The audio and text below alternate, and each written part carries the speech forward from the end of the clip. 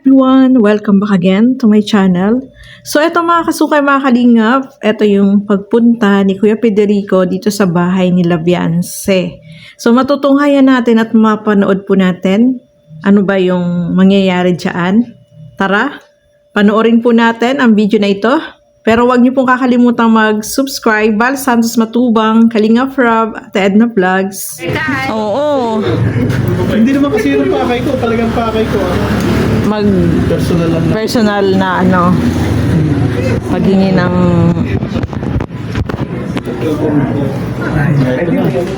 ito na yung bahay nila Beyonce.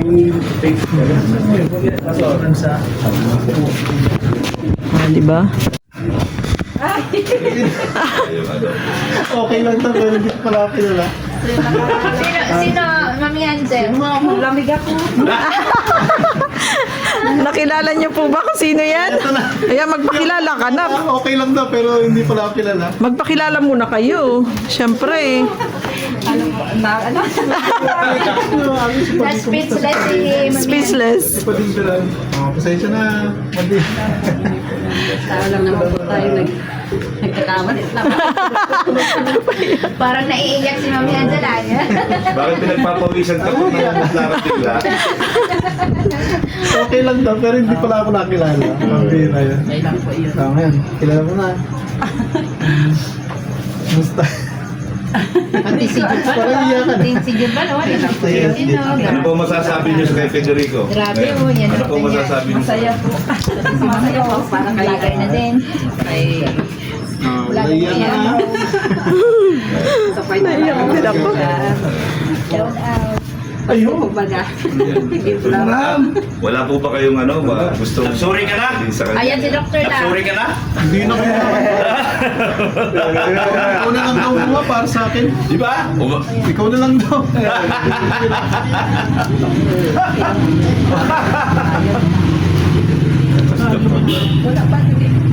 Oh, Saan si Bade? Kalimutan ang nakaraan. Nakalimutan ka na raw? Nakalimutan ka na raw? Nino, Ni Bade? wala pa nga siya. Oy, boy. Nag-ano lang po. Naghahanda ng ano. Tulog talaga yan?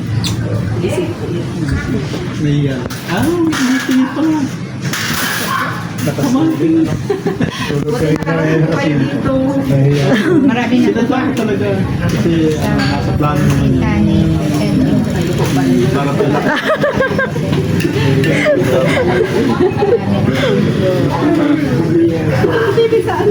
Hindi nyo naman pala ako napanood. Hindi mo akong kaso. Hindi pala ako napanood. Wow, may cake.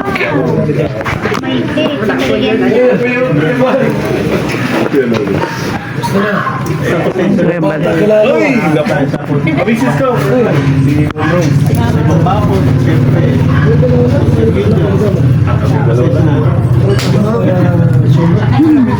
Sinuli pala ito. Hindi kasali yan. Dokla ba? Kuya Mel, siya si Kanoli. Ay, Kuya Noli, hindi Kanoli. Kaya iniisip ko kanoli. Kuya Noli. Oo, binabanatan ko yun eh. Hindi ako yun ha? Paratan Kuya yan. Noli po. Yan. Karaba yan, karaba. Ako yun talaga. Yan. Nadaan sa kakataon na mga baso yan, kansawa. Yes. Ay, thank you po. Hindi yan si Kanoli, ha? Hindi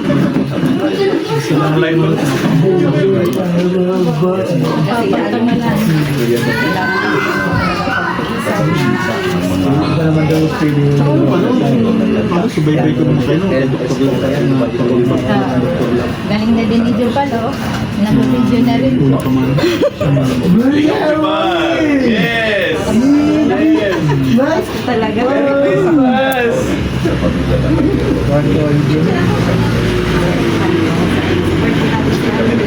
Diba? Wala po natin siyang awayin. Kasi mabait naman po pala siya. Ma'am! Ma'am! Kuya Beran. Ma'am! Tawag kami sila. Ma'am! Si Pati, oh. Okay na, para... Ay, luminis pizza. Malayo? Tagal na? At least may... May closing.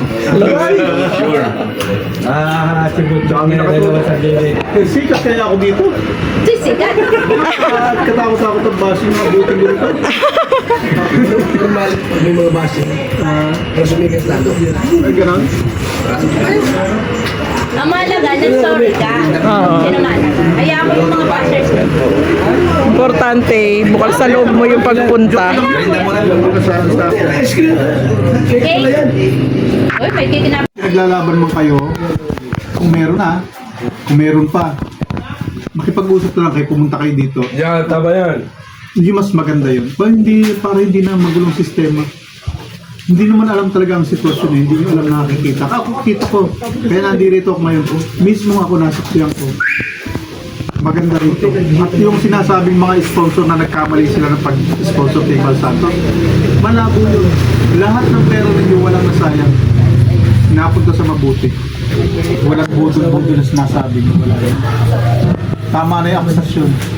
Pumunta lang kayo dito at alamin nyo ang tunay na sitwasyon. Mas maganda. Mas makakabuti yan. O, tama na. Baka... Mga kasukay, mga kalingap, napanood niyo po. Before na dumating sila Kuya Federico, ay na-interview na namin siyempre itong mama at papa ni Beyonce. Kung napanood niyo po yung aking vlog nung una, yun po yung unang interview namin, no, ni Teacher N dito sa mama at papa ni Beyonce. So ito yung vlog na pangalawa na dumating na itong sila Kuya Federico kasama nila Kuya Val, no, mga kalingap. At syempre pumunta po siya dyan para humingi po siya ng sorry, ng paumanhin sa mga nangyari. At nagulat ako kasi kahit kami nagulat, si mama ni Beyonce, naiyak siya. Siguro dahil syempre dun sa mga nangyari, ay nakita naman po na-interview na naman po natin siya na sinabi niya na sa kanya, hindi naman sila nagtatanim ng sama ng loob. So yun po ang maganda sa family ni Beyonce.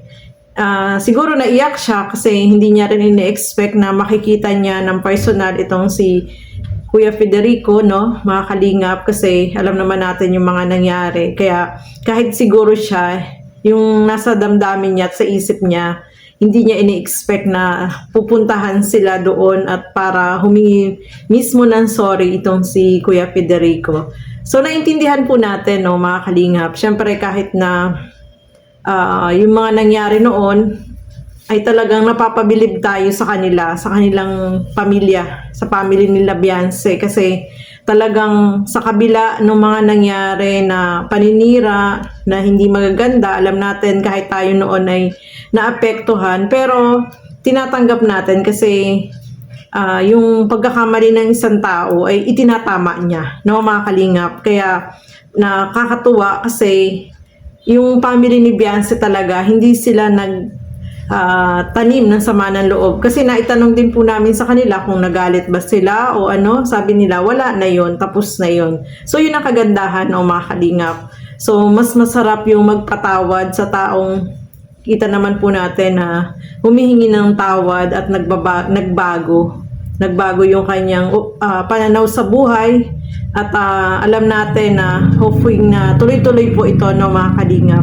Kaya masaya tayo kasi hindi sila yung naging open-minded sila, no?